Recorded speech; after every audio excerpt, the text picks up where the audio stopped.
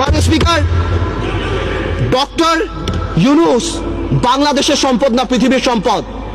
আমি দেখেছি আমাদের মাননীয় পররাষ্ট্রমন্ত্রী বলেছেন this will not affect our relationship, বহির্বিশ্বের সাথে আমাদের সম্পর্কে। ঠিক তার পরের দিনই জন কেরি বলেছেন উই আর কনসার্নড।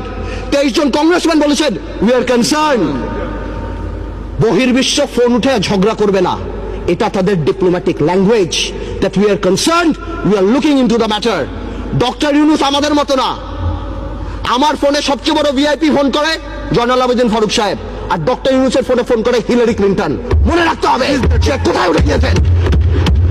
ডক্টর ইউনূসের এই ব্যাপারটা অ্যামিকেবলি সেটেল করা যেত। I have witnessed it.